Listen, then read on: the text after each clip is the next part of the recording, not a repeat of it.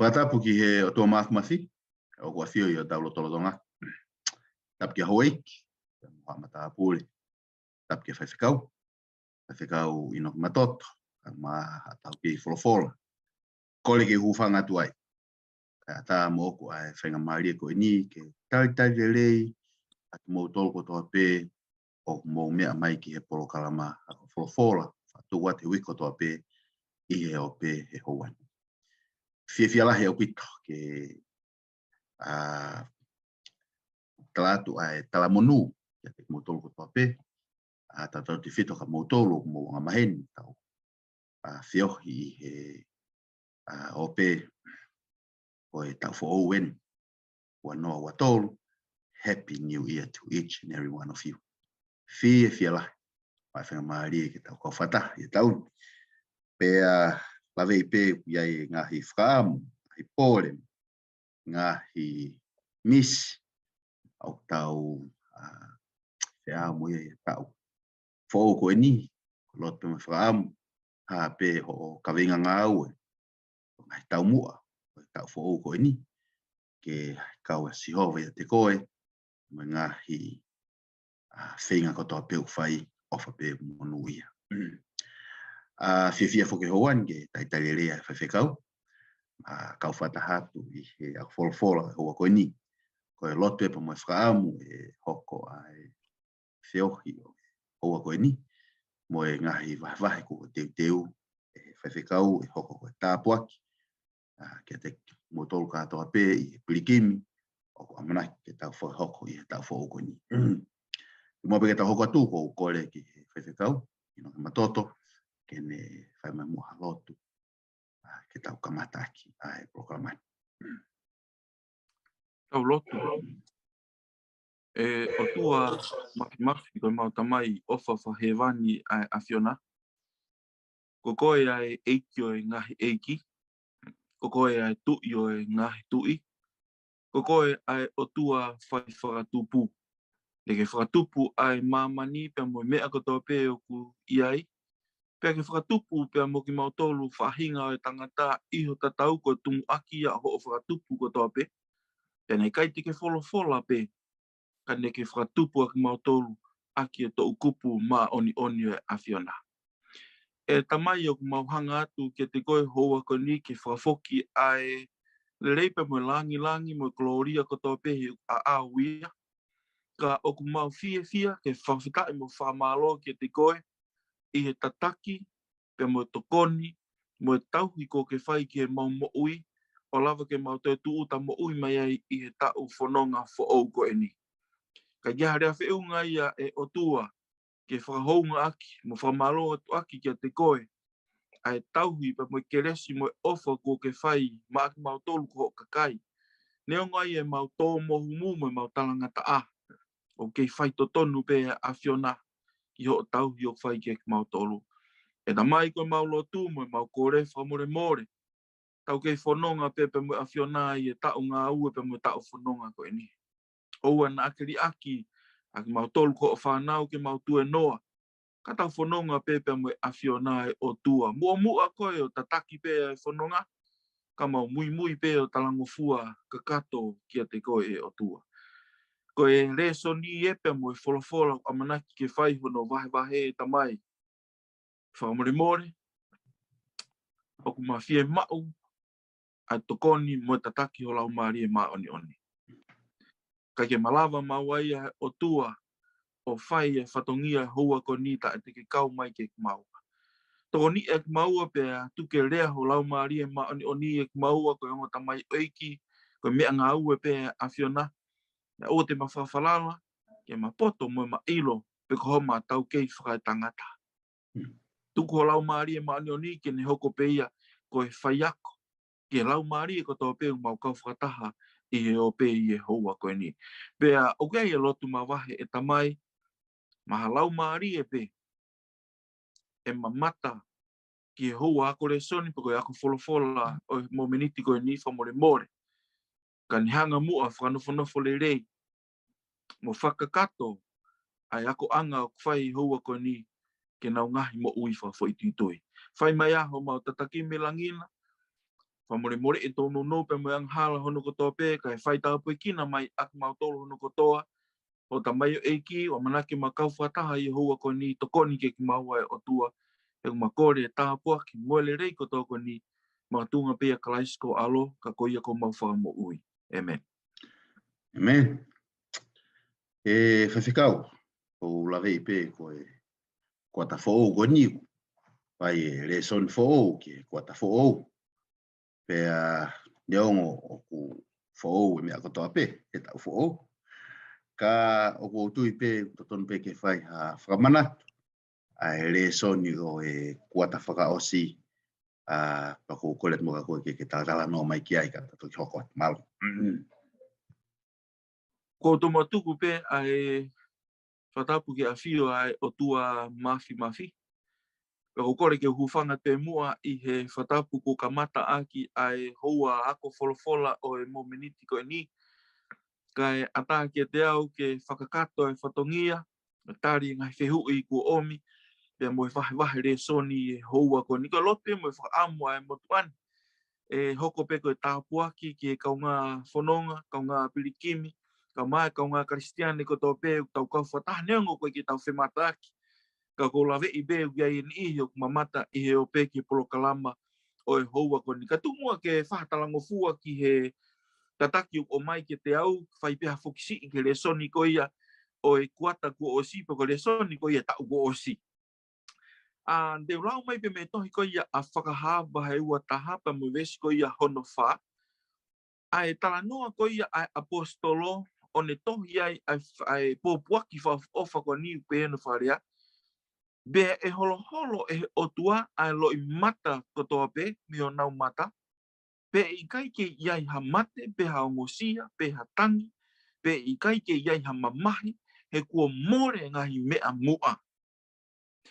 Mahalu pe uiai e toko lahi a kaunga kristiane to whakaukau, pōpuaki whaofa, pako no monia ona ko pōpuaki whaofa ta te veiveiua. Ka tupe mua ke uhanga o atu ki whamanatu ko ni koe pōpuaki kan koe a Sione apostolo, koe eko pe koe whakaongo pe ia oha pōpuaki, nai osle ko te pe ia e wholfola. Tohi e palofita ko Isaia wahe ua ni mapa mo vesi ko ia hono walupe no wharea, tene whakaauha au pito ai mate i he mālohi. Pe ai holo e eiki ko Sihova, ai ngahi loi mata me he mata ko tope, pe koe waloki o hono kakai, tene to'o me he whanua ko tope, he kua wholofola a Sihova. Te whanau no pe aiko hinga pe koe taimi, e kaunga kristiani, pa moe kai ngā whanongo i he houa koe ni. O tau nofo enda toru i ha mamani moha kuonga, o guau ki a taimi kauai ki taua kristiane, o kuta whakakaukau ko mate ai mawhai mālohi taha i a mamani koe ni. Pe neongo pe tau irifia ke ngai mea ke. Kau lahi nge pe irifia ko ka mate. Whakakau en i tō lahi, ko mate o kune mao e mawhai mālohi taha, ko mate o kune mao e mawhai whakaosi. Whanongo ke wholofola e Otuá, te whakaauha a mate i he mālohi. Mawhai e niau te mālohi angia i he mate. Ko Sihova ni koe Otuá, whamiri. O koe ki aha mea i e whaingata a ki Otuá. Te oat pe ki whakaukau ralahi tolu ko ni whamau popo ken. Ulu aki, never. O i kai ko mate ia, o mao e mawhai mālohi taha. Sihova koe Otuá. Ai Otuá kuta mate lotu kei i he pongi mo e fiafi ko tope. Ko i anu le wholofola mai mate, te u whakaauha koe aki e mālohi. Te u whakangata koe a mate ko ne mate whakangata ho tau whahinga. A mate ko ne mate kaiha asi ho tau ngahi mahe ni, ho tau ngahi ofa anga. Wholofola ne Otuá mate, te u whakaauha koe. Te u whakaauha koe, te u holo i alo i mata pe i mehe mata ko tō pe. Whakaukau hono ua, e kaunga whanonga, kaunga kristiane, o iai ai amanaki lelei. O iai amanaki lelei, hango whaarea koe a Paula. Ka inga koe kukuloto ke mōta he iro. Ke mamahi hangi koe ni iko koe ki ai hanau tui, koe ke ilo koe ke mooni koe eiki. Tumua ke whanguat, o iai e amanaki lelei, mohe ia kalaisi, to fe mata ki pe moia mohota ka inga e a to fok mai pe hono tolu e family o ku pau o pito petala o faia Otuá tu iai falala iai mo ui aki e ko ia me e to o fange e fononga o tau fai ka ko ngahi tala o fa o tone fai to ton iai pe ka pau ko ene rea ai tene tauhi pau iai Whambehanga Eiki o whai tapukin na taumu ki whamanat no pe me Lesoni ko ia kata o si malo e toke tā. Malo lai atu Faifekau ai wahe e lei whamanatu e ngahi Lesoni o e Kuata ko o si. Ko Lesoni ko o e Kuata ko e ni ko lawe i pe ko e na tau Lesoni tato e tāwha. Kuata ko na to ki suitua mi ai. Ai ko ngahi Lesoni ko o e Kuata ko ni ko Lesoni peta hau. Au tala noa Lesoni ko ni ko e te ulaki lawe a pe ai whakapalangi. Pau toki Afrika Whakapulitania, managing for the master till he comes. Pe ko e Tauhi mai Eiki kai ua lewa pe ko ne whok mai. Right? Ai ko fuirea o tau whaangau ki Tauhi. Tau usually tau lawe ta tolu ko Tauhi pa tau tāno ta tolia ki he stewardship. Ai au whamamafa Lesoni e tahaua e kua ta whou ko e ni heanga o e tau Tauhi. Kono whakarea taha ko ngahi lelei ko toa pē ko tau wausia. Ngahi lelei ko tau wausia. O kuanga whewhe e tau Tauhi. Ai ngahi lelei ko ia. O koe ki ngā Tauhi ko whakarea ko keep. Ko Tauhi as in manage. Ko taimi o tau talanoa ai ki he Tauhi o ngahi lelei tau wausia. O tui peu to tonge tau talanoa ki he stewardship of the cross. O tano ki kolosi. O koe ha tati. Ai ko taimi to talanoa ki he stewardship of the cross. Ti ulaki treasure. Koloa. Taleniti. Talents. The temple. Sino. The time. Taimo. Wha ngahi elia e wha. O tui peu kula hiangi ai. But enough. E tau whakaukau ki ai. O hiai e ngahi lelei ko hanga he Otuá o whuaki mai ki a tauto. Pea ko hangi he taimi ko laulau ai ai. Talateu. O Lesoni pea o wikeni, ka koe ngata pe he wikeni ka koe ngahi Lesoni ki he Kuata. O hanga he e whounga o tau whai ake e tau Tauhi. O whakaha i atu a e kakano o e tau whiohi pea mo tau Eiki. O hanga he whounga o e tau Tauhi. Whounga e tau Tauhi wā. Whounga e tau Tauhi a e koloa, paanga. Whounga e tau Tauhi ho tau sino. Whounga o tau ngā e tau taimi. O hanga he ngahi ngā ue katoa ko ia.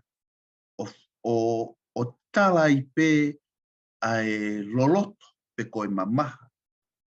Ai tuunga ku iai ai tau whiohi pea mo tau Eiki. Veste fito o koe o wikeni pehe no lau la Sione Matoto vesulaki. Vakai ki he anga o e ofa kua whuaki mai e Tamaí ki a te kitautolu. Koe uhi i he ui a kitautolu. Koe fānau ai Otuá.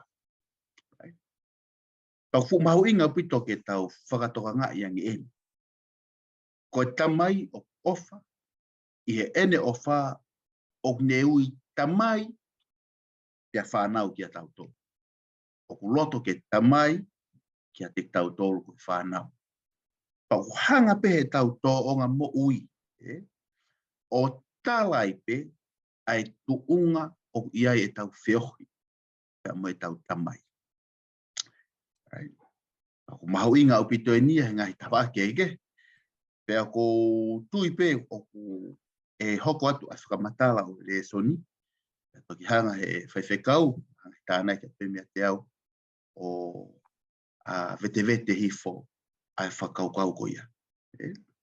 Ko mea pe ko tui o tonu ke tau manatu i o ofa ai Otuá. Whakahaa ke ne ofa a e ne ui koe pa mau koe fānau. Kei ke ngata pe i ne ui koe pa mau koe fānau ka koeanga e ta tauhi, fonga e ta tauhi, tene te hanga peo whakafotunga, mo tawa ki mamani, ai tuunga o iai a e ta whiohi pia musihoa. Ko ngata ai talateu, kai hoko ato ai pe ki he konga hoko koe a Lesoni. Faifekau, tala noa mai nge ki he whakaukau o taukau ki he whamili ai Otua. Malo apito toke tā ai mawhainga maari pe ko whamalo atu I hono kini pe mo hono whamala ala mai e talateu ko ia Lesoni fo ki he kuata uluaki o tau fo ko eni. Pe tupe mua ke whai pe he ukuleri taha I he whawhalala ki tataki e lau maari e ma oni ko hono mo oni ulahi ngahi mea ki whamatalaka o mai pe mua ngahi lea whiunga moarea e mahino ke kitautolu e kaunga Kristian, kaunga ako wholofola I he houa ko eni. Tupe mua ke uhanga o atu ai whakaukau ko eni, ke uhanga whakahoko atu mua, ko e ongongo le rei taha ko ia ke tau ko eni, o ki kai te ha me aia e mahulu hake, I ho o mahu inga, mo eku mahu inga ki he Otuá, uruaki, ke ta mau e mo uita angata, ua, ke ta hoko ko me mipa o hono family. Ko whamanatun ke te koe pe mua. Pe te hau ke wholofola I e tohi koe a mati upa mo e wahe koe hono nima, I e wahe koe hono fitu, malanga ia koe a sisu koe e mounga. Pero te inko ne hau mai e ne tala no matu e malanga ni ke fukakai I aho koe ia. Pero te inko ne hau mai e ne malanga ke e tala noa ke wahe koe ia hono no, tala noa rewa si supe ne whamatala I e mea mahu inga I heni whiga aki pia moe lotu. I e wahi hono no vesi no hiwa koe tohi a Matiu, o wharea vesi o peheni. Ko ia, ke peheni ho mou lotu, ko e mau Tamaí o I he langi. Hiri peha ngahi momeniti pe mehe aho koe ni nai malanga I a sisu, o tau hokoto I e tohi ko ia aluke pa mo wahi ko ia hono ngofuru mātaha pa mo vesi ko ia hono wa, unu mai e kawakunga, haa kawakunga ilo sisu whai ane lotu. Tena hoa urewa kore ke te ia eitwa more, ka ke hanga mua wako ne kina ki mautolu, ke mau poto he lotu, hangeko noa ko I ko ia sen paptaiso, ene kawakunga. Peko rea koe sisu ia luke watata vesono wau pehe, o ka mou ka lotu, mou pehe, ko e mau Tamaí o ku he langi. Hoko atu I e tohi ko ia Sione wahe ua noa bestowed tu te urau mai penu wharea, ke talangi sisu ke te ia oua na ala ke te au. Teu ke kia te aluhake ke e Tamaí, whanungo ki hoko atu koe ni, ka ke alu ki o ka inga, o tala ke te kitautolu, o ko aluhake ke e ku Tamaí, moho o mou Tamaí, pe ki hoku Otuá, moho o mou Otuá. Ko speli na Sione, ko apostolo en, apostolon ko Paula, Efeso vai tolu vestafa ke tanima. Ko mea ko ia ko peluki ai hok tui ki he Tamaí aho tau Eiki ko sisu kalasi. Fatonga ai ke fe poupo aki ko ni tala noa ko a sisu e ko speli toe poupo aki ai pe mo apostolo. Te ke ilo ye tohi ko malakai bahe wapa mo veso ngofulu. Ko palo fita ni e fuakawa motua. I kai o tau Tamaí taha pe, I kai koe Otuá pe taha ko ne ngahui a kitautolu. E ka wako Lesoni ka ngā aku wholofola I houa ko ni. Tupe mua ke whiunga pe e whakaukau, ko o mai e he Eiki ai whakaukau mahino o tau Tamaí ko toa pe ke he Otuá ko Sihova. Pou mai kia e apostolo, to e lawe I mai e palofita. Pea ia I lawe kaunanga pe he ko uhinga ko hoko ko ia sisu ko alo, o tau tatau I he tuunga, o tau ui Tamaí ko toa pe ki he Otuá. Ka tuku mua ke ulawe ke ki whakaukau no pe, ko tala noa pana sisu, I he aho ko ni nai mahino pe, mahalo pe nai mahino ngofua pe ia ki he audience hono aho. Ki I pui tua no pe ko ni ko taimi ko ne whakarea ai Tamaí mahalo pe o ngofua ia ki kitautolu ko tau whakaukau pe Tamaí ka ko taimi ko hinga na ngā ake sisu e whakatata ko e ni. Heu I kai ko kai siu pe na o nau ilo I whatongi e Tamaí. O iai e Tamaí o ilo e tāka tope, o iai e whatongia e Tamaí i he wheitu ko tope sai. Ka o atu e whakaukau koe ni, i he mahino koe kau hepe lupa me kakai siu, koe ngau aki koe si su e Tamaí, o iai e ngahi huafa, pe koe ngahi hingoa, pe koe ngahi whatongia, o ku pipiki mai ki he hingoa koe ui e Tamaí. Ulo aki te o atu e mea lahi e tolu, ulo aki ki he kau hepe lupa kakai siu, ko na ui ko ia pe ko na lotu ko e mau Tamaí o mahino ka na tolu ko uhinga ni ke si hova ko Otua ko ia ko e Faifekau o ko Tamaí pe ko taimi pe na ui ko ke na lotu pe na pe ko e mau Tamaí ko e Faifekau ko e ao niu pe to ilo pe i tohi ko ia loma wa tata bestowed no pe no farea he o tupunga me iate ia pe o ku mau pe iate ia pe eiku pe iate ia anga hai mea ko to pe aia ke ia e whakapa o ta ngata amen. Everything is from him. Mea ko to pe ia me iate ia me Tamaí ko whakatupu. Pe ko taimi ko nau pu ake e hingoa Tamaí. O nau iloi i o nau loto mo nau whakaukau o nau talanoa ke Faifekau. Whakahoka koe i whakaukau hono wa ange ko nau lawi ke nei ko talanoa ka si su o ilo pe ki kau siu ia whatongia Tamaí. Ka tūma ke o te lawe ia. Whatongia Tamaí ko ia une mau e mawhai maalunga taha i api e whamiri. Whatongia Tamaí ko ia o kune malu i e whamiri. Whatongia Tamaí ko ia une whiau e fie mau e whamiri. Whatongia Tamaí o hoko piko whai whakamau i api e whamiri. Whatongia Tamaí o talamai heni o te hoko piko taula Eiki. Mea pango pe taimlahi o kawhake ai fine Eiki o taula Eiki. Ka koe whatongia ne Tamaí na uhinga koe kia ia sisu. Pe o tonu ke mahino pe ia ki taha ko tō pe koe tau ngā aki pe koe mau Tamaí o ihe langi. Kono ngahi whatongia e. Hoko atu i whakaukau whaosi o te iai pe mo ki whuirea ngā aki ne rea whakariki koe curious e. Ko uhinga ni ke Lord ko Eiki. Koe mau Tamaí o ihe langi o kuhinga ngā aki whuirea koe. Te o mai ki whatātāno no koe. Taimane hao e whiwhine kena ni. Hao whiwhine kena ni o kore tokon ke si supe ne talangi. Eiki whamore more ka ke tokon mai ki te au mo o whiwhine o puke lahi. Whawhi atu mia e he kaua ko ngā. Hao peka si supe koe ke wha ni e mā Eiki ke ne kuri. O whanga whatau pupe mo i tala noa koe ia. Koe rea koe whiwhine koe ni. Nā koe ke mo fisi whiwhine pene tu o alu. Koe rea koe whiwhine na ne talangi Eiki. Tokoni mai ki te au. Koe ki whairea Eiki konkoni ngā. Koe kupu rea pe tonu ngā au ki Eiki. Tokoni ki te au. Koe ki whakupu rea ko ni kono uhi ngā i rea whakakariki. Authority or controller over everything. Peko whatonu rea ko te o mai ke ki whairea ko whiwhine neongo ko ki whakupu rea pe tolu. Eiki. Ko koe ai mawhai, mālohi, mō maolunga taha i he mea ko tōpe. Ko koe o kuke purei ai mea ko tōpe. O i kai ki te taha ia teo alu ki ai, ka ko koe pe ko hinga ko haoi kia te koe. Ko koe pe. Pe koe mō meniti kou tau puake tau lotu e Tamaí. Ka pau mahino ke tau tolo e whainohino kone Eiki. Au tau o ngoi o koe pe ki te taha ia. There's no one else. Ko Otuá pe. Kai ke? Tau mo uien tau tori e tai mo kuanga ko ngau lahi ang ala. Whaingata ke tō lahi ke nau mahi noi e uhinga tau hui Tamaí e ke Otuá. Mātunga pe i e mea ko ni. Ko ho wā. O koe koe whakatupu pe koe whoha. O whiwhine. Te ta ilo i ai. Ai ofa mo tokanga mai. Ai Otuá koe Tamaí. Pe e to glave e toke tā ai e pene tā no lahi mai. O giai e tau ngahi whatongia.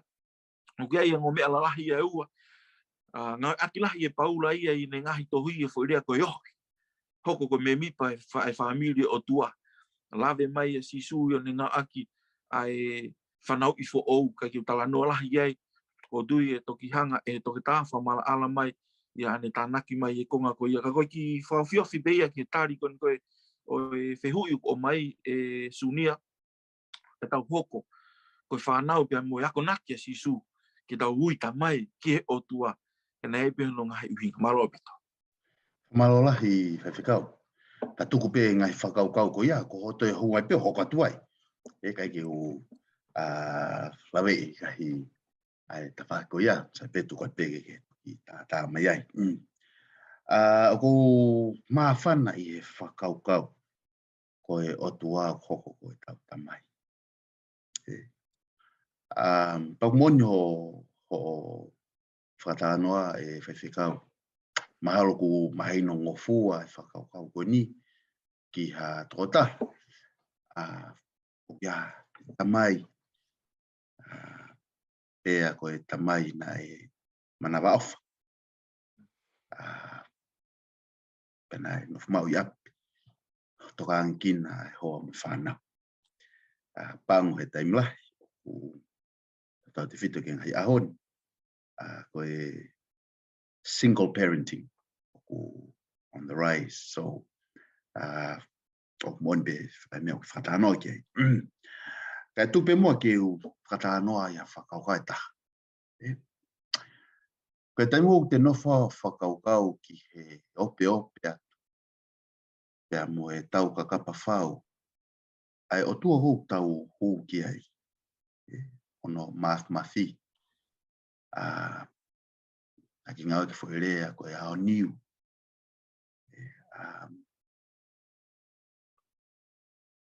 Te utui whewhe nai. Pe te whalala whewhe nai. O ne whie ui au ko ene fānau.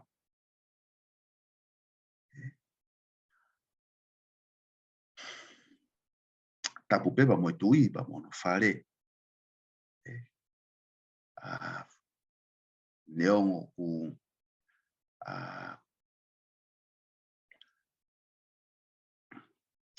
neongo peko ilo. Koe tui ko hoku tui. Ne pureanga ko lere mai miai. Pureanga tupou. O Eiki. Ka koe taimu ke te nofa ke whengi ke whakahoa. Te mau ai fwoi whakaukau ko ia. Ia tui. O ni whie ui au. Ko ene whānau. Nau te ki no whakaukau I whalerei. Iai naha ko pāngalahi. Ke aonga kia teia. Koe tari hala. Maa nai hoku re ko ti. Ngā ke ongo lerei. Koe tari hala au pito. Ka pau ko sio ki he e ko dai naha ko whainga tau kei. Ke ulawa mawhia whainga ngā ue. Toi hala pepa moia. O kuki I tau kakapa whau ke pehema he Otuá ka te au. Tangata. Ko e ku whoha koe. Anga whewhena haku tui ki ai. Koe iro ko te laulau pe ai wholofola koe. Te laulau pe wholofola koe. Kamata ke hau. Ai mahino ki a kita. O iai Otuá. Pe neonga I pe ai tau kakapa whau. Taimi te nofu ai o whakaukau. Kai ki te lawa mako pusi. Ka o ni whie ui kita. Koe ni whoha. Tohi kokoa exotosi. Vahe tolu ka me vese o fulu. Exotos vahe nima ka me vese ulaki. Katau ko toa pe. Koe ui e Otuá mosese. Ko eni ke hau. Te uwhekau koe ki a whelo koe uhi. E omi hoku kakai. Koe fānau a isleri me ispi. Te ki nofo pe o whakaukau. Where ai kakai mamai. Ke ui he Otuá ko ene fānau. Whiri mai kakai nofo po pula. O vai tae whangia ua noa. I spite. Kakai lo tamapua. Kakai taifi mari. Kakai han. Kakai launga. Kai ula pete utoi hanga o whakalau fefe. Ai whainga kakai koi. And yet, nofo pōpula, tuhu hausia, mo ui he Otuá Moses alu, I spit tala ka whelo ke tukuangi hukakai. Maa whanai u whakaukau, Faifekau. Maa whanai u whakaukau.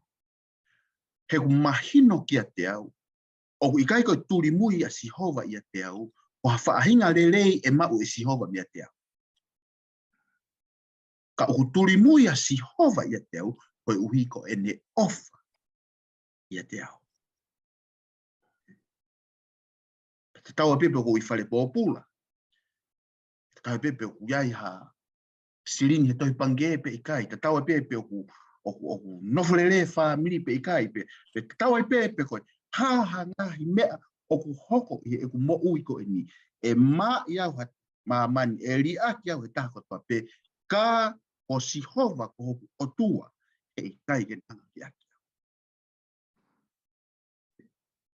E kai gen hanga li aki iau. Kare tia wahe tolu vesi wa ono mo wahiwa, o lere ke wahiwa, ulau at pe vesi wa no. He koe fānau ai Otuá, aki mautolu kotoa pe, I he tui kia kalai sisu. I he tui kia kalai sisu. Aia kono whaalea taha. Tui kia kalai sisu. Koe fānau kitautolu ai Otuá. Tupe o toki taha tu whakaukau wea ke toki mahino an. Ko auia, o ko toki ilo, koe whanau au a kalaisi, e ku tui kia sisu kalaisi. Tok mahino koe whanau ai Otuá, ko ilo ia. But even before, ki mua pe e ku mahino I e au, ki e ku tui ka kalaisi, koe whanau ai Otuá, o si mua mai ai tokonaki a Sihova ke u hoko o ene whanau. Hena e ofa behea e Otuá ia ki maa mani. O ne whaki hono alo pe ta. Koe uhi ka pau o kou tui ki a teia. Te ulawa o ui. Iau ko ene whanau. Mua mai tokonaki. Mua mai tokonaki. Loi mon pe lawe tangata. Ai tangata evangelio. Te nofo peo whakaukau ki a kita. Mo e tungu ia e te mo ui. Kai te whaatui ki taia. E ui he Otuá ko ene whanau kita. Ko ene whoha kita. Ka koe taimpeo hanga kia to mata. O Vakai. Ke ngai ngāu e whakaofu ai Otuá.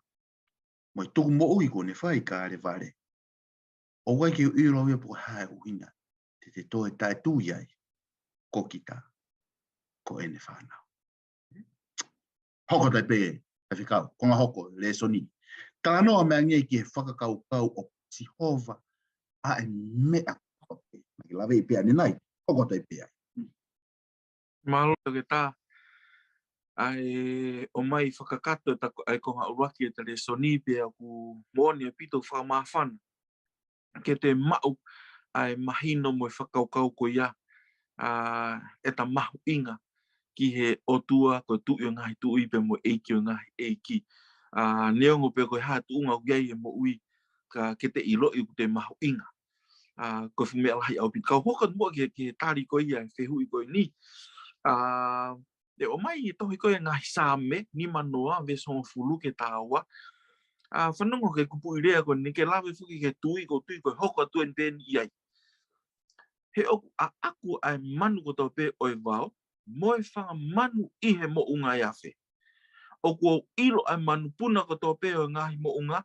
Bea oku a aku a ngahi manu kai wao ko tau pe oi ngō we. Ka pau te uwhie ka ia. E kai te utala kia te koe. He oku a aku a mamani mohono maku o ia. Koe o mai e toke tae ai whehui. Mo whakaukau ke o atu ha whakalawe ki ai. Oku asi hova me ako to be e mamani utau iai. E tohi pe koe ngai sa me, ua whāwes ulo aki. Oku asi hova e whanua ako to pe, mohono mahu o ia, a mamani, moki nau tolu, oku nofo iai. Te uki lawe no noa te heni ki he pui tua o ngahi besi, no whakakato mai toke tāna yang. Ai whahinga mahino na e ia te vitau, kai ki o ilo ope na te whē, ai whetakai koe a te vita pe mo Otuá talu pe mei he kamata anga. Pe hao mai ki he konga ki mui o ene mo ui pe ene whai ai kore koe ni ke ne langa, ai whare whihita ki o Otuá. Tala o mai e whikau e Otuá i kai au pito te vita. Ko hinga ko nima, mo ui mo sino, ko e tangata koe o e tau. Ringi toto. Pea o ikai ke whiunga koe ke langa e whare whihita. Pea kore koe te vita, whewhe. Tuange mai pea mua ke whai e tokonaki. Tuange mai pea mua ke whai e teu. Tuange mai pea mua ke hanga o mai e konga uraki ko ia. O e te waki ke langa e wharewhitaki. Kai toki whai e langa ia e tui ko Solomone. Pea koe lahi ange koe. Ai teu na e whai. Koe lahi ange ia. Ai o ngo i e te vita. O ngo i e te vita ngahi koula, ngahi maka, ngahi papa mo akau, mo e hafua ngai koloa, nga e tokonaki ke langa koe wharewhitaki. Koe lahi ange ia ngo i te vita, o kuika ki hane me e ia ana e tahai ma. A tui koloa ia koe ni. Pea mau e whainga maari e koe ni, hanga o tō ange whainga maari e koe ni, a ko ia kene mo ui, o hau kei taimi a tui koe ni, kene o mai e whakaukau koe ni e Otuá, tā koe mea ko tō pe ia au a au ia. Palofita ko hakai wahe ua veswalu, oku a aku e siriwa, oku a aku pe moe koula, oku pe he e si hova o ngahi kautau. E kau ngā kristiane, kau wako wholofola, kau nofu e taimlahi, ki foksi beki he tohi kua senesi, na e tonu ki es mahino pea ki e tautolu no kotoa e lawe mai e senesi, koe whakatupu e mamani e kamatanga koe whakatupu e Otuá. Pea ko koe mo au, koe ne whakatupu whakaosi e ki mua ke ne marolo e Sabbath. O i kai ke fu mahino ia ke te au pe kuanga whewhe ai aluhake ai whakatupu ia. Ke ne kreime ia. Koe koloa ko tau pe koe koloa ia ana. Kai whewhe whai whakatupu ia. Pe koe whakaukau ko o mai koe ke te au hange koe ne lawe kei ai toke tā ane nai ange o ne ngā ake fu i rea tui. Te uki i o mai pe e whai whakaukau koe ni. O ku hanga e whakaukau e ko ni o whawhehu ia au. Pe e ku whewhe hoku wā pe mo Otuá he ka pau te ilo i au hoku tuunga o oku. He kai ki te hanga ui e whawhehu ia Otuá koe whakatupu. O whewhe nei hoku relationship pe mo Otuá. O whewhe nei hoku wā pe mo Otuá. O iei nei ha whainga wā ke ma whemahino aki pe te ilo i au au hoku tuunga. Pea hoko mai ai pea moe he ka pau pe te ilo i au pe mo tuunga ko iai. E whaingofua rewa e kutui. E whaingofua rewa e kutui. Ia koe koloa ko tō peu asi hova ia. Ka ko ngā koe ne o whape mo ne keresi. O kune whelau e ia koe Tamaí pia ko au koe fānau kia te ia. Ki mua koe tui. O whewhe o ta whape mo Eiki. Pia ko whakamalo pe ko whiawhia. E lava ke mau e te vita ki fo I whakaukau ko ia. He ko ilo I e kamata anga. Ko tui koloa ia. Mau e mea ko tō pe. Ka toki au mai ke taimi koe ne tokonaki e ngahi mea ke langa wharewhitaki. Pe toki mata te vita o ilo. Tau koe ia ne me eia ana ta. Mea ko tō pe koe me eia whai whakatupu. Mea e po tō pe koe me eia ai Otuá. Pea ne tohi e ngahi sāme whaka lau maari ko ni Sione uraki bestowed. Na e ngauhi eia mea ko tō pe. Pea ne kai ha mea na e ngauhi kai iate ia pe. Sāme tautolu vesiono. Na e ngauhi e wholofola si hova e ngahi langi mo nau ko tō pe I e mānawa hono fofonga. Vese ono hiva, he na e wholofola ia pea hoko Leva. Na ane Faifekau, pea tu mau ia. Iai ha pisope na ne whaiha ne ki I akonaki, puka ne ki malanga, pou. Pea lawe ia pisope ko nia ngahi vesi kon kou asit kon nau lawa ni nai tala noa ai sa me. Me ako tope ko me ai Otuá, me ia Sihova. Whanongo tangata tuk maria o pito na e tangutu whanongo ki he pōpoaki ko ni. Kai ne ongo ule mau hawhi maari. Pea hiriang e pekoe ai malanga ko ni. Tala mai osia ngahi hao tangata tu maria ko ni o taki e ai pisope na whanonga atu whai e na kaiho ata mau mea toko no ata. Whai peko na pōlawe hiri na mau mea toko ni pea.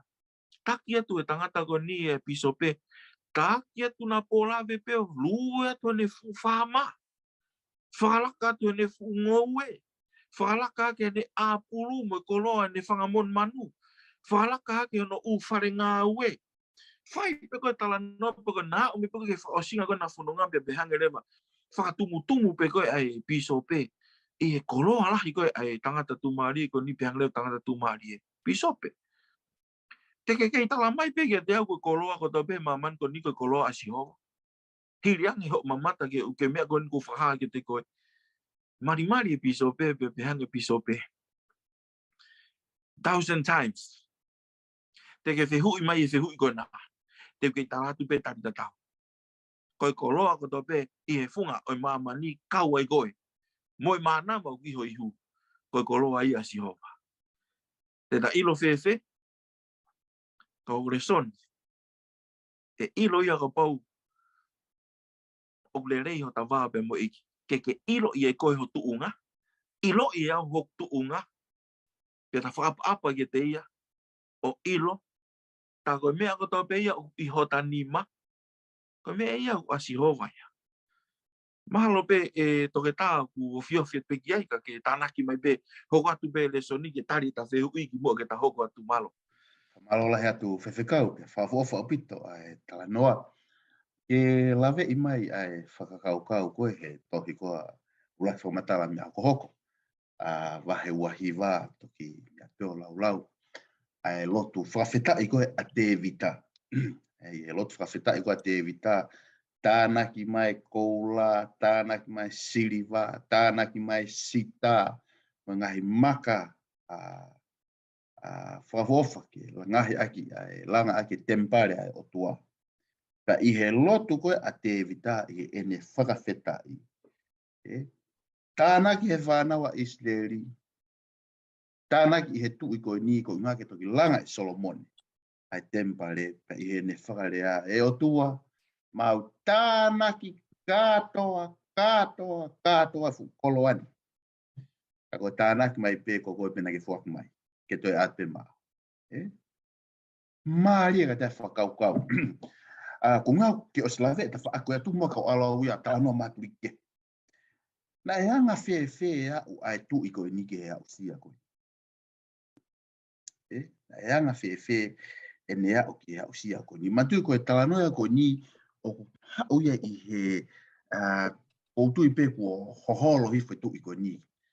Kua tau lekereka. Koe ngahi au sia nia ai tu I ai to ni ngahi ako naki ana ia he ke fānau a Israeli. Ki he uwahe koe ki mua pato ki au mai ke whakawhetai koe ni. Ka kou maari I he talanoa hure ko te wahe wataha. Kua ula whamata. Koe talanoa koe wahe wataha kua o si mahino ni ia oku tau whare e te vita ia ka atoa no ngahi whiri. Ita au pita Israeli ia pau nau kau a pure anga mārohi a pita Matoto. O wāpio wheka e te vita ene e tau soa. Alu o lau ai kau tangata tau. E ku kau tangata tau. Ke o whiha hono. Alu o lau. O soape e tau a te vita mo smea ipi. Koe kua tangata lirei. A soape. Koe tangata niau kovi me ilo. O ku hala e mea ai tui o whai. Ne toi ki I whakaton mai tui. O koe kua mea inu to tonu ke tau whai. He koe mālohi au Israeli, o koe mālohi he ne kau tangata tau. Koe mālohi o Israeli, ko honau. Kana e kiki pe tu iko ni ke lau. Kiki pe te vita. Alo lau e kau tangata tau. Koe mō meniti pena e alo atu ai. Ai tu ai i tau o lau e kau tangata lau tau ko isle ripe hao ripoti. Ke tu iko ni pa tu peke u lau atu. Me he vesi hono taha. Vesi hono hiwa lue fuai. Pena e folofola a sihova. Ki a kata ko e tangata ki kite o te evita o pehe. Alu o tala ki a te evita o pehe e sihova. O ko tuku atu ai mea ko ni e tolu. Pea ke whiri e koe hataha iai. Koe uhi te uwha ia ki a te koe. O ia na e hau ai a kata ki a te evita mo ne pehe ki a te ia. O pehe e sihova whiri. Honge e tau e tolu. Pe koe tau te a koe i he ao o ngai whiri ha mahina e tolu. O tonga e hoko ki a te koe a hereta o ngai whiri. Pe koe aho e tolu o e hereta o sihova. Iyo ai mahaki whakaauha i he whanua mo e whai ai whakaauha e angelo a sihova i ngahi pot whanua ko toape o Israeli. Ko ia foki ke whakakaukau e koe, pe koe ha a rea te utoe awi ki a te koe, ki a te ia na ne whekau ia. Koe tala noa ini na e hoko ki mua ai a usia koe na te vita. Koe tau reka na te vita, ko te pehe e poto a te vita. Ia kola iate. Hawai ki a patisepa. Absalome. Ko te pehe e poto a te vita. Ke mahino ki a te vita. O asihova ai mea kotoa pe. Koe tau reka na e tui eni. Whekau he tui ke lau ni kau tangata. Ta koe tō mai koe ai tautea koe ni. Tō mai koe ai tautea koe ni. Whanongo Leva, ko toki hau ia mahino ki he tui koe ni. Tāre siova, whiri. Tau e tōru, honge, mahina e tōru, ho hola mo ngai whiri, po koe aho e tōru, mahaki whakauha. Koe tōru e whiri. Ia tari a tui koe ni pa te ulau pe, pe nai pehe e te evita, ki a kata. O wou fihia au pito au. Toku pe ke u hinga ki he nima o siova he okulahi au. Haene au. Hau ia mahi no. Ki he tui koe ni. O asihova ai mea kotoa pe. Iau ki he mālohi whakakau tau, iau ki he tau te aia iau o kona hala, to e iau pe ki he alo o wha, mo manawa o wha, o to e asihova pe pea moia. Tuku pe a ke u whakawhalala. Ki he mafi sihova. Hau mea whakakaukau ko ia. Pe he rewa te evita. Mauto e whakafoki pe ngai mea ko ni ki a te koe. Kau mahino he tawa noa ko a te evita, i hene tawa noa, wai ngata Lesoni e va vesta wha, vahe wahi va vesta tolu, mo e taha wha. A te ulau atu au a ves, taha ni ma, o hoko at me ai, vesta wha. A kohai au, pe a kohai ahu kakai ke pehe ke mau wha atu, mea pehe ni i he fia whai.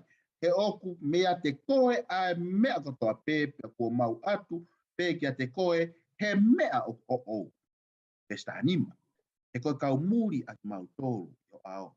Moe kau au nofu, o ange ko ho mo ngahi Tamaí ko toa pe. O tatau moe ata ao mau ngahi aho i he māmani pa Vakai hanofu mau. Ko hono to e whakarea taha. Ko ngahi mea a sihova o tolonga i ata ngata. Ko koe pa muau i he māmani whayangahala ko ni, ka aspe uri. Ka haupe, pe hua. O i kai ke ta tolonga.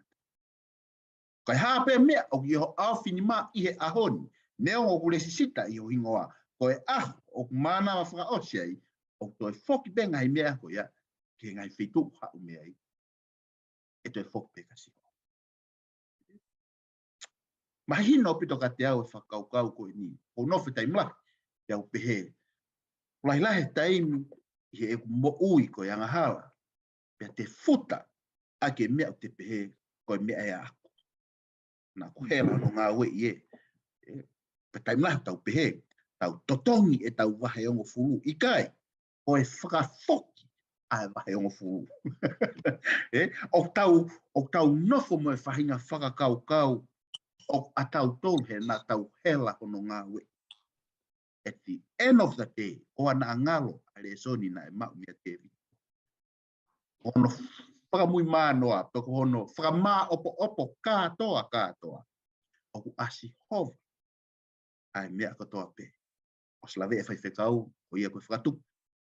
Ko ia o ana, toi whono mo ui. Ta koe whakamā opo katoa. Ai au sia, ai tui koe. Ta koe ofa mo e keresi, o toi hau pepa mo ia. Mea si hova.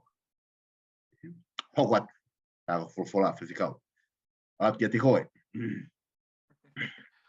Malo abito Sunia kau hokot pe mua. Ia. I he whakakau koe ni o mai o tokonaki a Sihova mai ne kakai. O tokonaki a Sihova maa e tau ngahi fie maa. Ko tui ko taim ko niu ke lawe i mai ko maria ia ho tānoa koe ia te vita hono ako i ngata ako a te vita. Ko tui mahaure ni au mai ke konga ko niku ako i ngofua te vita ku kamata ke whakalau loto a te vita kene ngahi iau sia.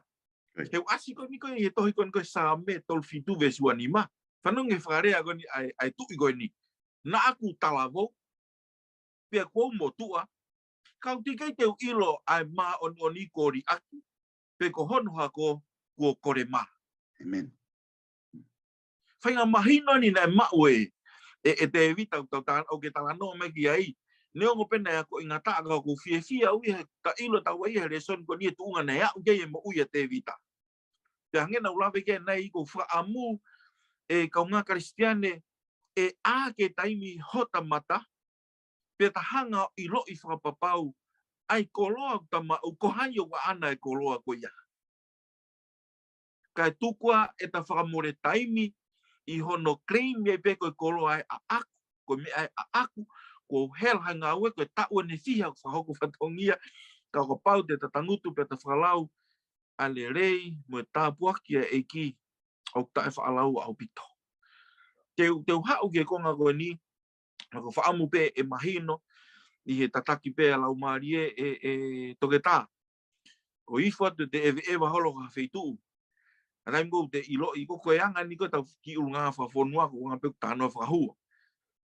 O wifo te ewa holo he taimia ni ihi kia ni ihi. O nau ilo i nau whawhalala nau. Nau ilo i wak whae tangata he wheituu koe. Fe, ka te umau pe mea ko whia mau mea teia. Koe. Pe mea pango pe kai ke fu sa ia fe he ongo neo ko mea mo oni koko. Te whakarea e au o pe he. Ko ifo te ewa holo ha te ewa holo. I loi o giai o ku ngahi kau ngā tangata. Ia wheituu te nau malawa ke mao ha mea pe te ukore ake ki nau tolu. Pe kau ngā whanonga. Pe i he ahoni. O wifo alu kia wheituu i loi guai ka inga tui ngahi wheituu ko ia pe koe ka inga loto. Heu nau malawa pe ke nau toko ni ia ngahi whie mao kotoa pe. Ko e talanoa koe ki whakaukau koe ni. Foki mai ki talanoa te vita. Talanoa mo oni atu i ko te vita. Whanau e whakarea pe si ko taim nau kei si ai. Ko inko wa wenyo o motua. Ka kou tala loto. O te kei keu ilo ia kori ake Sihova ni kakai. O ku wheau e Sihova. Ai whie mao a hono kakai. Koe sa me ua tolu. Ko Tauhi e Sihova. Hei kai te umasiwa. Ko talanoa koe na te vita. Koe Tauhi sipi a te vita. Whatonga i te vita ia. Koe ki Tauhi sipi si ia. O kia e Tauhi lahi ia. Ka tūma ke ulawe atu ke whatongia koe ia Tauhi sipi na uhi ngai. Ai hanga koe te vita o mai whakaukau koe ni. Ula ki e whamili. Koe na tula koe ia Tauhi sipi. Kene toka teu. Pe tokonaki e mea kotoa pe. Ma ene whangasipi. Ua koe ki ai. Kono whatongia. Koe malu ia ene whangasipi. Pe ko hono tolu. Koe Tauhi sipi. Koe taha mo ui ofa eni. He ene whangasipi. Whatonga ia ke te vita ia. Kai ke ilo ia pe koe Tauhi whewhea. Iai e Tauhi ia. Kai ki whalava te vita whamatala tauhi koni. Pea ne lawe mai lewa, kou tauhi e seo vai kai te masiva kou Lesoni. Ngai ki mea kou kore whamore pe mua heni ki hoku taki i he hoa koni kau wahe pe mua. Tau e ua whakaunga tāmaki ko ia i Filipaini i he whengako ne whai. Pea manofo pea mo e toke tā. Tali rerei e toke tā pe mo no hoa mo na ki whamiri ke mau nofu. Pena e pepe mo e talavou Faifekau e tā. Siaosi, ne mau nofo whakata whalata, mau nofo, mau fia, mau mawhana, mau kai mākona. Pea whai koe e nofo, o hau pia, hoko pia koe me anga mahen. Me he ahu ke ahu, me a tatau pe. Me he ahu ke ahu, wiki ke wiki, mahina ke mahina, koe me anga maheni pe. Ta kou koe ke ma ilo mua mo e Faifekau, waisi taimi. O si whainga tā maki e toke tā. Kai ke rea mai toke tā ai. He ku kei lele pe, mau no moro pe, mau no foia mau tō. O whai pe lo tu e aho kotoa pe. Whai pe mo ne whalala ki he eiki. Pe hao ki a taimi au kai ke mao mau pe. Kau kai pe ke mahanga maa whatoka ngā. O mau kei mohi maa whana pe. O mau kei kai maa kona pe. O mau kei fia whakataha pe mo toi ngai whamiri. Kei ke mahanga maoia a usia. Ai usia e toke tā. Ai mo ui whalala kakato ki he Otuá. Kai hata imia e nou e tau kupu o Sihova. Pe kai ke manga mai au ilo. Pe nanga whewhe e mau whehui o whare peu. Mau talanoa, mau tauria talanoa. Ki asa pe mau whesho whakiko. Matoto talanoa ke toke tā. O kai kou talanoa heni ke tō e whamamawhai e toke tā. O ku talanoa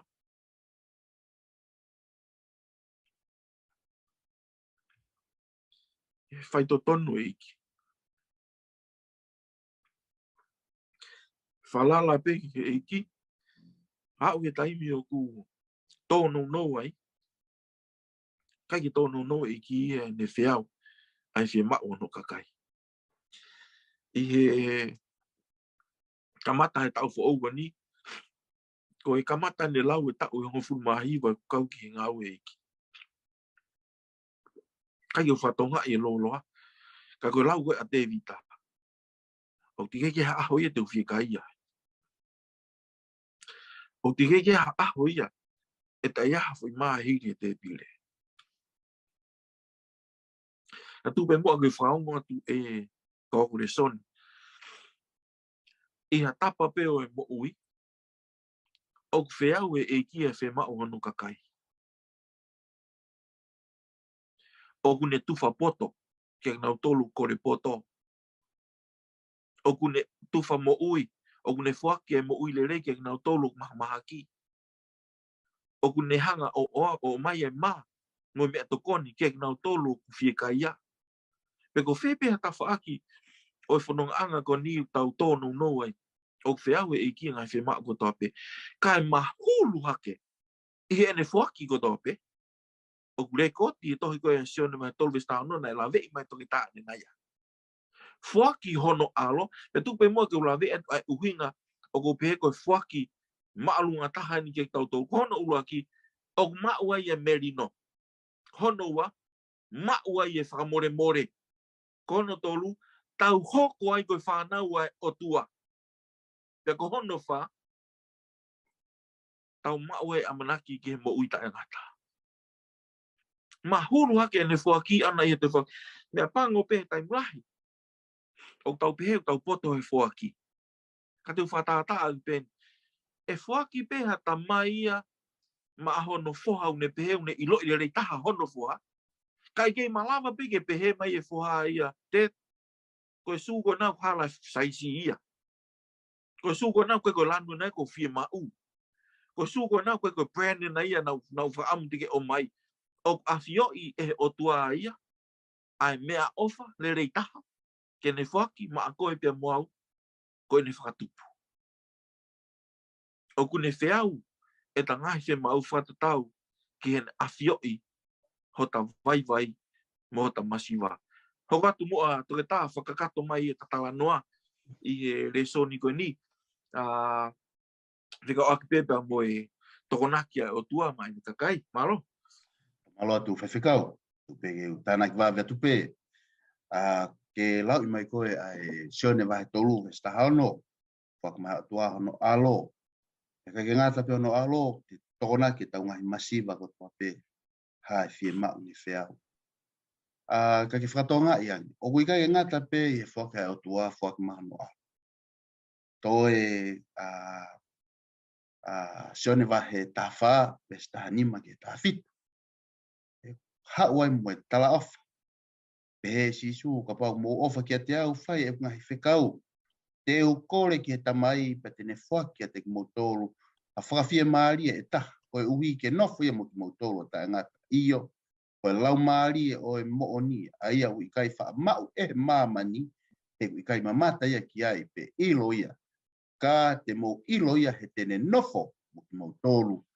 Pea nofo ia e ia aki mautolu. Sione vahe tolu vesta hono, whaamanga pona e lawa toi whakala. Vesi. E nai ofa pehea Otuá ki mamanya, mi whakano alo peta. Koe uhi ke whakamoui koe pa moau. Ka lava e pekia e alo he kolosi, pea whokia ki langi. Pea toi whaki mahe Otuá, ai lau maari ma. Ko ene kakato ia. Awai.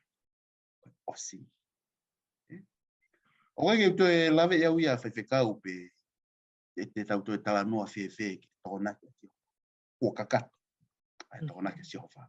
Ngā ue vahe tāwhitu, pa moe vese hono wawalu. He o tau mo ui mo ngā ue mo nofo pe iate ia. For we live and we move and have our being in him. Lau maari mao nyoni. Toki lau pe koe, laki kolinto vai tahawa ves whake tātaha. A ngahi whak a lau maari mao. The gifts of the Holy Spirit. Pea une toi hanga, lau maari mao nyoni o whakanau. Aki koe pa moau a ngai whaki ke. O whakatatau pe ki he anga e tatauhi wā i he Tamaí. Taho katu e Faifekau. Malo atu i he wahe. Ko ke whai. Hoko atu. Tānoa mai e Faifekau ki he whakaamu a Sihova ki a te kitautolu. Tau o silawe i mai kitautolu ai kitautolu ko e whaamiri. Eiki, tau o stātala noa mai i he Otuá, o ana mea kotoa pē. Tau hawai ki he whakaukau. Ko e koloa o tau mau. Ko e ngai tōna ki a Sihova ki hono whaamiri. Ka koe ahoni. Tau hoko mai ki konga koe ni. Tala noa mai. Koe haa koa ai whakaamu a Sihova ki a te kitautolu. Tala noa mai Faifekau. Malo bito e toreta. Kau hokot ke konga koe ni. Ko taimi foki koe anga no fo i tonga. Nai wā ofi ange kuanga whahoa koe ki he lolo tonga ni. Ka koe mea nau mea ko manatu i le rei he taimi koe anga no fo whakakau ngā api. Ko taimi koe aku te lua te ke kau ngā api o kore ha mea ngā ue me kau ngā api ke ngau aki. Pea ka pako te si aroatu kore ai motu i pālou koe kau ngā api. Pakoe taimi ni o mai o toka ngā i whakarerei. Ko ngā ko te whakaukau si toka ngā i pea e pālou koe ni ai kau ngā api nā mau. E koe mea ke, ko sko ia pea whakafoki. I he tawhaaki koe taha. O koe taimia o mai ia pea he kasi. Pea ngahi kovi. Pea u whari eri ake pea tuku pea i api. Te toko haware pi taia he ui mai e motu a koe kau ngā api. Ei, nai kei tuku ki motu i pālou. Pea te toko koe. Whatoka ngai hake ke Vakai hange peo ke iai e wā e mo kau koe pālou ke whakafoki.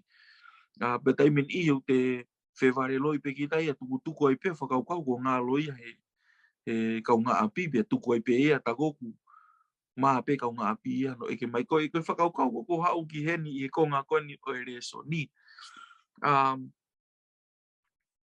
O kuiai e whakaamua si hova pe kuiai ho tau responsibility ki e whai whakatupu. Ko i haana ki tau toa. Ko hinga o tā noe koe tai mia ko tau nonga, fie maarie, i he mau e mea ko toa pe, pea ngalo rewa, ho tā whatongia ko koe moau, ko e whakatupu, ki he whai whakatupu, ko koe moau, ko e fānau, ki he Tamaí, ki whakakato ki te ia. Pea tā nei behe e Paula ia whanange rea, Paula ia rakorinto, wa heua vesiwa. He nai mau hoku loto, e kai teo ilo, ha mea e taha ia te kitautolu kako si suka laisi mono tutuki ki aka. O ke mea mahu inga pia mahulu ake mea ko tope. Lawe koe a sisu, mati wa hono bestowed. Ka mo fuafua kumi e pure anga e Otuá mone maa oni. Pe tok whaalahi mai e, anga mea ko tope ki te kitautolu. Pe kone au mai koe ke teu lawe, teu whoken ki whakau motua. I tohi kon koe, teu talo no me wahe o nome si ono nima. Pe te ke ofa ke si hova ko Otuá aki holo tōko toa. Moho o mo ui ko toa. Moho mālohi ko toa. Whatongia enu. Koe whatongia enu e whakatupu. Ki e whai whakatupu. Whatongia enu e fānau. Ki he Tamaí. Mātiu, wahe ua. Te lawe i be whakafo bestowed fitu. Pea tala si su ki te ia. Ke ofa ke si hova ko Otuá aki holau maarie ko toa. Moho o mo ui ko toa.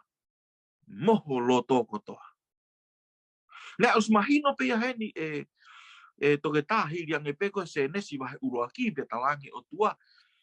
Ko mo whatongia ke mo pure ki he mea ko toa peko whakatupu e he Otuá. Again, ko tui e toi whoki mai pe hene whakaukau tatau. O whehui heni pe whewheho ta wā pe moi Otuá. He ko whekau mua mua hengo nau lawi ke ane nai. Ka pau te o ngoi kau ngā api, ka pau te ofa mo on. Ke te tauhi ne rei ane ki mea ngā ue nai o mai. Au talai o to wā koe mo kau ngā api e te kore kou whai. Pea ka pau ke kia te kore pe ia ke whai e te ngā ue. Pea te ngahi noa ia e pe ki tai ane mea ngā ue. Ka ko taimi kou iei, au talai o to wā koe pea mo ia, au ke alo kore whale rei, pea ke whakafoki whale rei, mo whakamaro ki ai. Pea koe ni o mai e wholofola, o whake si hova ko Otuá aki holoto, mo ui, mo malo ki ko toa pe. Mo aia, pako taimi kou te ngo e, au le rei ho ta wā pe mo ia, pako talatu Leva, mea ko toa pe me e ki muhi.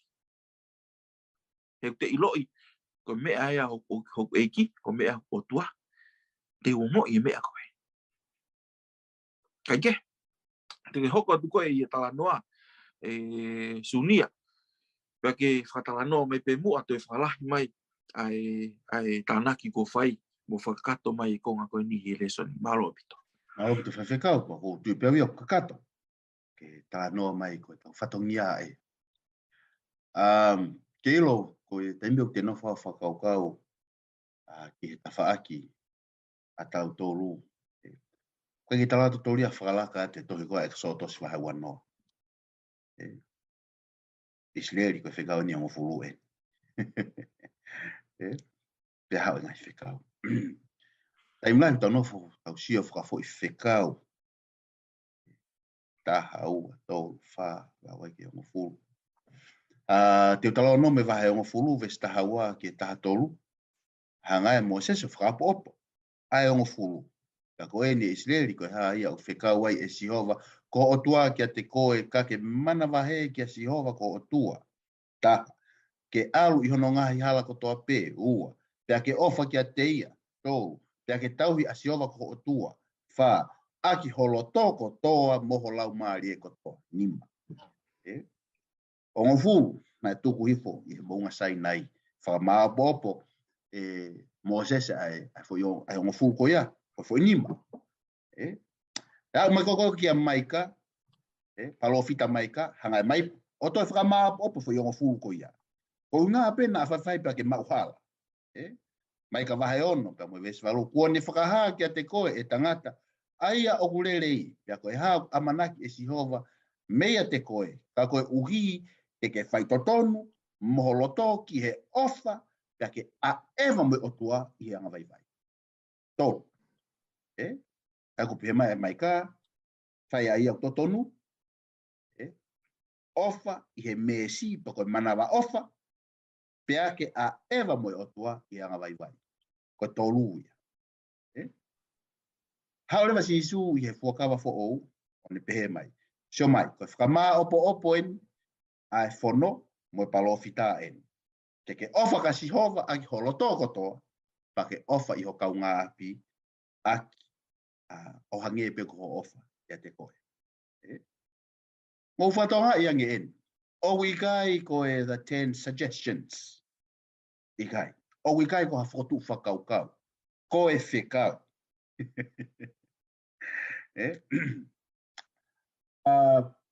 ko kuno foko kuloto fale o guai pe ngahi whekau ko kuloto fale lo atu o guai ke tohi ia hafu maka e ongo fu o tapu e kona aha kuloto fale o tapu e whitapaka aha kuloto fale o tapu e ai sio TV sapate kuloto fale o tapu e ha o guai ke hiki a ngahi fono ia ko ni ko kuloto fale ka koe tupa ke koe e ku fānau i hoku loto whare, o si mahino ka nau tolu, a e ngahi whekau hoku loto whare, he koe fānau ki nau.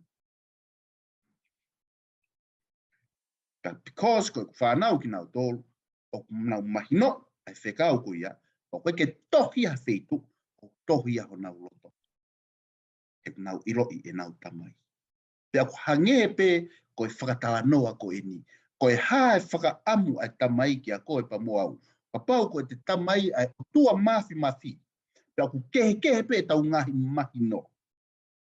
Kehe pe tau ngahi mahi no. Pea kai ki atu ngahi whekau ia hoku loto whare, o tohu ia koe whekau ia hoku loto whare. Ikai, o whakatatau pe ngahi whekau, ae ko koe, o kuke Tauhi, o palaleri ke anga ho feohi, pa moho o Eiki. Pa koe ke uhinga ia o kulele ia mea pe a kovia mea ika ia upi. Manatu. Na lue pe a Inoke, lue pe a Inoke o au kilangi. Na e o mai e salio te afi o aveka ilaisia kilangi. Na e pekia Mosese pe a toe fotu o ave kilangi. Pe na e ave a tala ofa i he kaiha a kau he kolosi e au kilangi.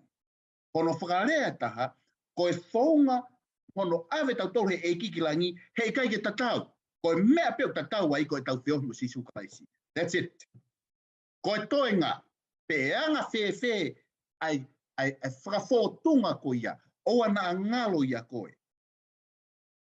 Whakama opo, ongo fulu, whekau ongo fulu, nima ia Mosese, tolu, ia he palofita ho maika, ua ia kalaisi.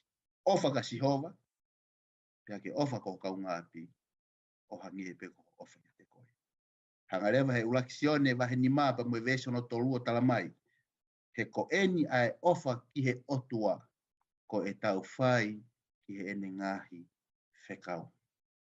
Pia ikai whakamamahi ai ngahi whekau ai Otuá. Taho watu Faifekau, ki he konga whakaosi. Tala noa ki ai, ko e tau koloa, oku i he langi. Tala noa mea nge ki hako naki a kalaisi, pela ave i pia moe feitu, oku tuku ai e tau koloa. Tala noa mea Faifekau kata. Mati wahe o no vestahi wa ke ua taha.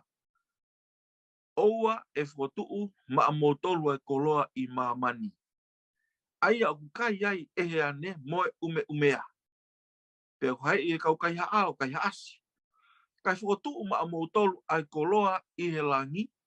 Aia e kai ai e he ane pe koe umea. Pe i kai hai e kai haa geni kai haasi. He koe potu iai ho mou koloa e iai foki ho mou loto. Deu ki tala no peni ki na tula kon koe apiako he ku ngā wei futon. O iai lao pe apiako whiko aki pe mo whanau aku koe ia i he whare mohe iai haa nau sirini lah. Kato te whito ka pau kua se niti o ku ova i he paanga ni manoa. Pe o mai rewa i he tohi whahinohino koe whanau ako. O ku whie mau ke whahu ia i he ofisi, i he business office o koe pena o akauni kuie. Tika ke ave ia e hata. Tika ke to o ia ta. O whahu pe ia nau hingoa. Ko whepe taimi mo meniti o nau whie mau ai. Tena hao peo ave tawa taina ngoi aki. Ko mea ko whatonga ei talo ku whatongia. Ko mata tonu hani ihi. Ko hangega nau whasesere. I he kuku sirini o kai ke ave whahu i he business office. Kai puria pe mehe loki he whare mohe. Ko whatata pe ni e taha whawhiofi. No hinga ke tala noa koe Eiki. Kai ke tau area da tomo hoko ai mea koe ni. Koe kai ke mahuru ange ia e toke tā. I hani ihi. Ko tui te kia usia beni i hani ihi ko mau whiohi.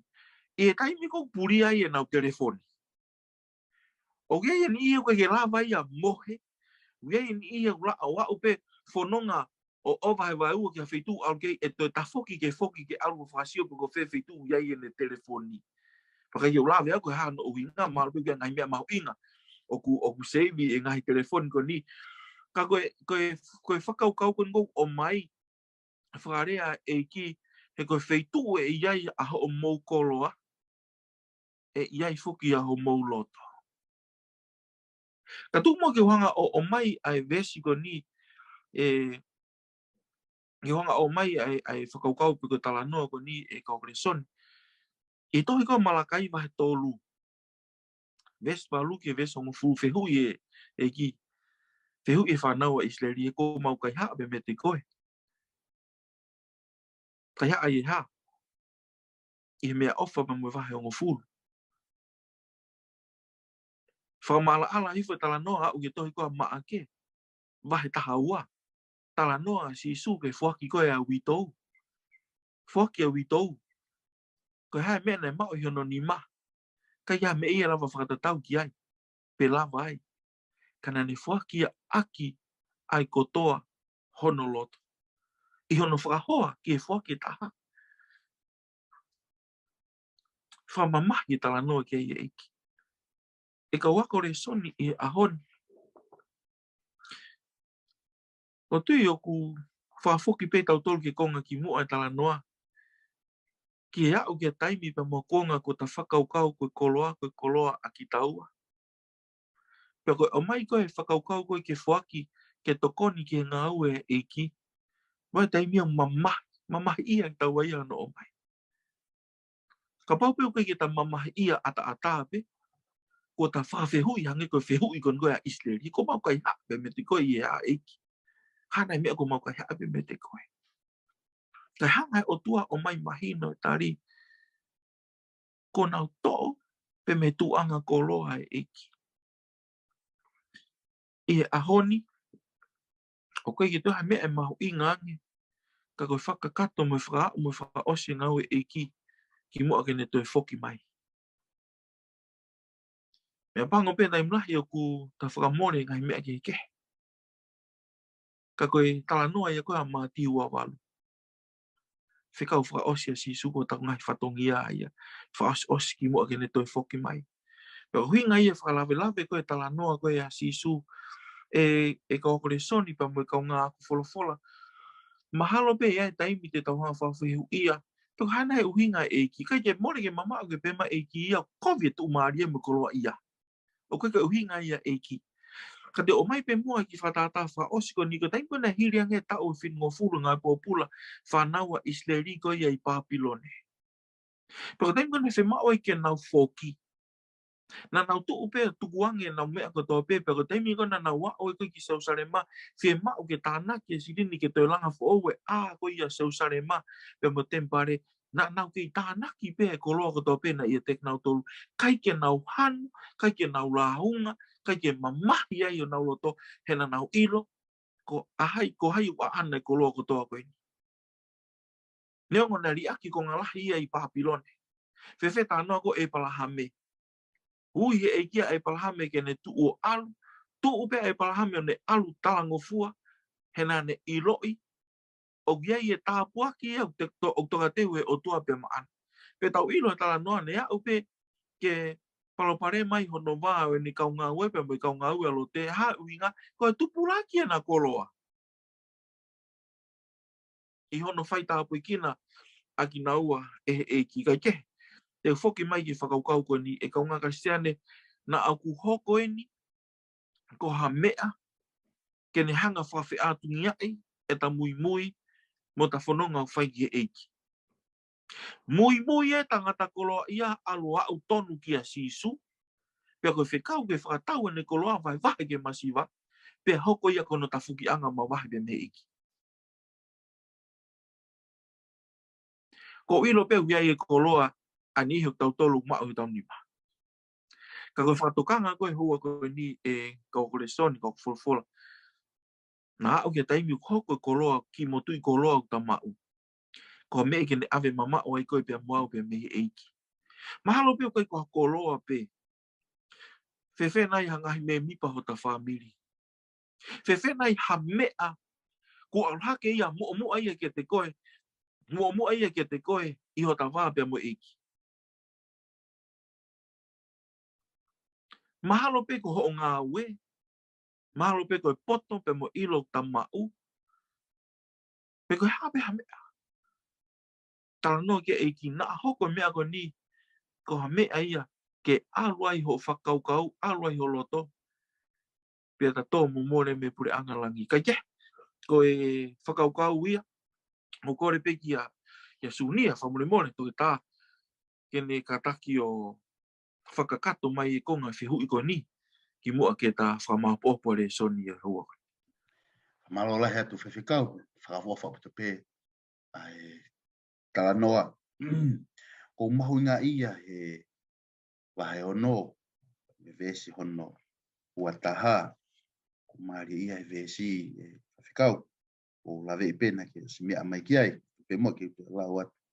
He koe potu o iai ho, mou koloa, pea e iai fo pē ho mou loto. Rohu tala noa si su e toi koa mātiu wa kitautolú. Tala noa si su ke ki he pureanga langiu hangia tenga I wite. O hulu, pea tō atu ke kerekere e wha. Koe kerekere whika tolu, koe kerekere iai koe tala patu pe mua ke lau atu. Vesi hono uoa, whakamatala ene si su. Pea ko ia foki na ane mau ai tenga I he akau tala, ko ia o me whanau ki e wholofola, ka koe tokanga ki māmani, mo e whakaheke e he koloa, o me whakakasia I ai wholofola, pea tae fua ia.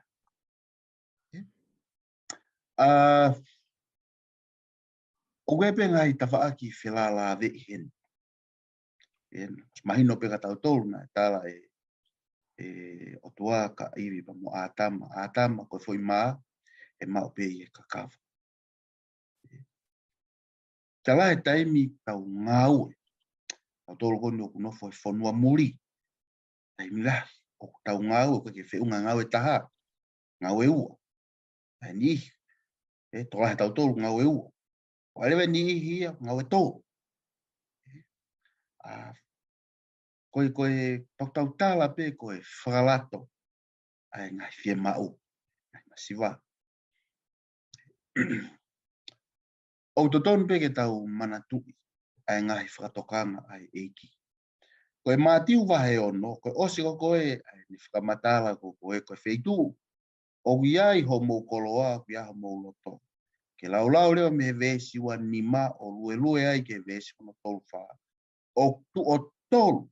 Ai pehe mai ai Eiki. O ia kua utala tuai ki ate ki mou tolu o ana a mou tokanga. Kia mea. Vesi wani ma, utala ka mou tolu. I tell you this, do not worry. O lea whapalangia. Vesi tolu taha. Ko ia o ana a mou tokanga. O pehe, ko haa mea ke mau kai ai, ko haa te tawinu ai. e tau kofu ake ha. Bestowed wha koia ke oa na mou tokanga i he apongpongi. Tautou pehe mai e o te motokanga, o te motokanga. O te motokanga ki he ngahi mea o e mamani ko e ni simple. Koe hano i ngā ko motokanga piki ai, e iai ho mouloto pea tene hanga o ka sia ai mo. It's not easy. O ka talano moni. O ikai ke whaingo fua e te sio ki a kalaisi o lotonga kau te ilo, te laveo. Foto una mai ai ngahi kavenga, ai ngahi mawhasia ke oku hanga mai me mu. Kia kita. Whatonga e ngeni. Nai os ange pea ngā wea ki he ula ki o mātu au te ki hawe anga hawa. Aia koe ngā wea ia na keke uhinga tau mu aia o ngā wea ke whiau o masima. Koe whekau ia keke ngā wea na e iai pea te ki ai ke hoko anga hala, pe ke iai pea i he ahoni o aupeo wau ki he mamani fo o. Isaia wahe ono ni ma o te pea mai pea ilangi te ke toho o ngowe a te ke langa ho o whare ilangi. Laulawa te pea Isaia.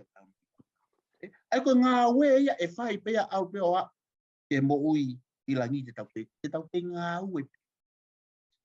Ko hono whakarea totonu, oa te tau tokana, ko e tau ngā ue ko ngā o tau lotu mo hu ki he Otua o ngā ue.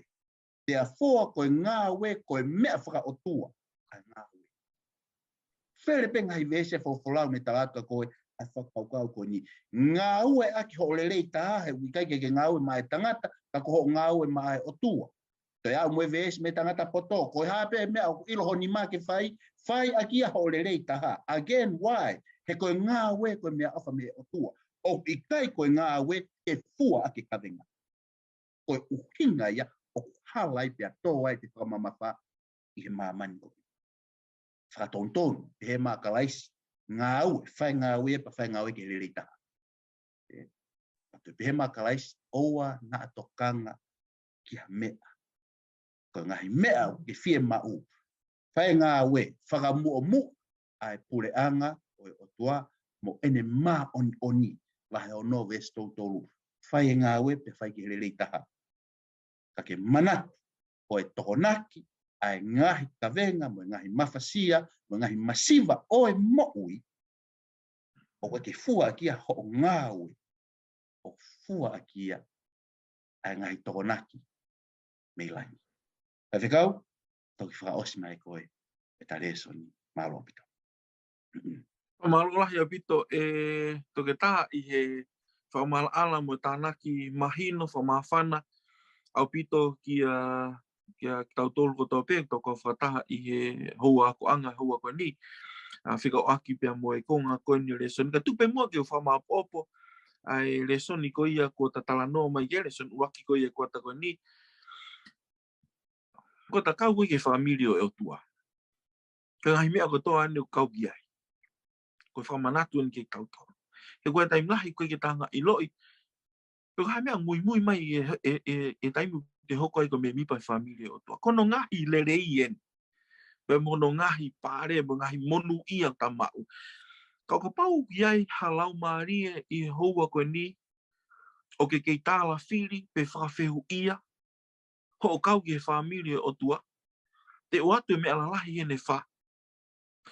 Pe ko Lesoni ko ni, koe ka Lesoni pe nia ki ha taha aho fitu, ka ko Lesoni ke lau marie ko tō pe e ahia, pe mamata e polokalama ko ni, te hanga o atu e mea e whakaukau la lahi wha ko ni. Pe ka pau reo ki hanga whato ngai, o kuke lave monu i e taha ngahi tari e wha ko ni, pe ake hanga o i loi pe ake whapapau i. Ko mea mipa ko e whamiri o e Otuá. Uru aki, tari lotua e Otuá. O ku tari lotua e Otuá maa ene kakai. O ku tari lotua e Otuá i e whanga ki mea iki peo e mo ui. Tō heke ke o tala no lahi ko tui o kia ia e ki motolo mo mea mai ke programa ko ni o mo wau sia tari lotua e Otuá. Ka pau o tari lotua e Otuá pe maau pe ki hanga whapapau i mo meniti ko ni ko hono whina ngalo ke ilo ku ke kau ki hono family. O tari lotu o tua whangi me ki kaua more ki o me alere po ko puria ki apinga ue. O a o ke ngai me ala lahi hange ko tau lotua ha mo ui a taha puke i e maki gansa ko wha moni ke ni to lahi o mo ui i ngai lotu ko nuk whai tari lotu ia o tua o whai e ni ma hono kakai. Whika ua ki ai ko ngahi ki kite ko whakahoko ki whoksi ke tohi kon koe Daniela wahe ua pe mo misi ko ia tu i ko Nepkanesa.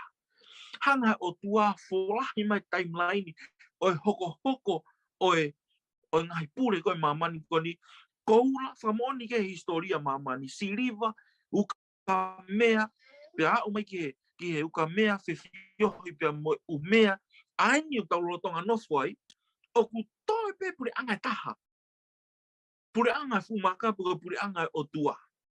Koe mahino ia ke te koe ka pau ke whanongo ke whamatago ni ai mahu inga ia o tua ke ua te matai varea ka ke ilo ai hoko timeline ni mua mani tau nofo iai. O e whiunga fua, o e whoki, whakataki. Tānoa si suko ia tatari o au ki ngatanga ko ia mo ui. Ko no whina ngalo ia ke te koe pe moau, famili o e o tua ke ta ilo i tuunga kia ia mamani koe. Te o mai i whakaukau hono tolu, ko ni ngahi toko naki ma e ni kakai. Kai ko au pepe mo toke tā, te malama tā noa ki. O kia i toko lahi te nau lawa whakamooni e hua ko ni. Ai tari lotu, mo toko naki mea. Ai o tu pe koe ke uhinga pen ke toko naki mea tokoni, maha i e te pire. Toko naki whakasianiti ke nau tolu masiva. Toko naki poto ke nau tolu fie mauia. Toko naki whotu o e mo ui e whanonga anga koe ni. O toko naki e o tua, ka pau ke whatonga i hanga o tua tataki o mo ui. Ko whailonga ia, ke ilo, o ku ke kau ki whaamiri o tua. Pako tari whakaosi, ko ne ngahi tala ofa ku whakakato. I whola, whotu una i ngahi palomesi. Whotu una i ngahi tala afa. Mo ilo e palapare ma. O koe koe palapare mai o tua. Koe palapare mai ku kai ke eke, pe au eke e au, ki he o tua, pe au whewhe ne ngahi tala ofa. Tari a te vita, o taste and see, ahi bete ke ilo. O kule rei, pe whai to tonu mau pe asiho. Te urauani, Sione mahe uraki vesta haua, ka koia kotoa pēna e mau ia na ne whaki e te nau tolu ai monu ia ke hoko koe fānau e o tua. Ke teki nau tolu pēna e hui, pēna e tui ki ono hua whana. Lavi ke toke tāne. Uraki Sione mahe tolu vesi uraki Vakai i hono anga o e ofa kua whaki mai e Tamaí ke te kitautolú. Ko hi i he hui a kitautolu koe fānau ai o tua. Ko ia i kai iloa i a kitautolu e mamani ko hi na i kai kene iloi. Kaunga Kristiane, koe sapate uraki, koe leson uraki beni o hoko to lesoni koe ke kuata koe ni. O mai ai e tala ofa. O ta hoko ko me mipa o i whaamiri o tua. Mono ngahi le reia ne matala noa ke pe mo toke tā. Ka tūmua ki hanga e Eiki o whaitau koe kina mo tolu no kotoa. Mo whakakato e ako anga o hoa koe ni. O kore pe ke taulot, e te whaka osia pe. E Otua mafi. Ko mau Tamaí whahewani a whiana. Whono maloto e whawhitai mo whawhiawhia e mau iloi. Ko kau me mipa pēk mau tolu e whaamiria a whiana. Peneongo bek whewhe tuunga ugei e mau mo ui. Ka koe ni ko whaha mai ko ako ne kina mau tolu ke mau ui Tamaí ke te koe sihova. Moimoi mai mo hono ngahi le rei, ngahi ofa, ngahi tāpuaki e a whiana. Toi whamanat ke mau tolu, mau whatongia ke te koe Tamaí. Pe koe whakatupu ko ki mau tolu ai ngahi whakatupu. Whaitau pui kina lau maari e ko toa pē o whanongo i e o pē ki prokalama ako whola hua ko ni. Pe tu mua lau maari e maari o ni ke ne whakakato mo whakanofo. Mo whakamahino ha ngahi mea o tāla whiri han i ke nau ngahi mo ui whawha i tui. Toke tā, whaitau pui kina i mo i kei fua whahok whatongia o whai i hono talaki o ngongo le rei a whiona. Whakakatoa e ako, o hua ko ni me o lunga, e me langina e Tamaí, e ako makore e tāpuaki, mo le rei kotoko ni a klaispeko alo, ka ko mau whamo ui. Amen. Amen. Malo ka inga mo mea mai ke he programa hua ko ni. ofa peke mo mau ha peke lelei. Pe mea mai pe taim tatau i ka hau, ke hoka tuai a ako folofola o e o whai malo pito mo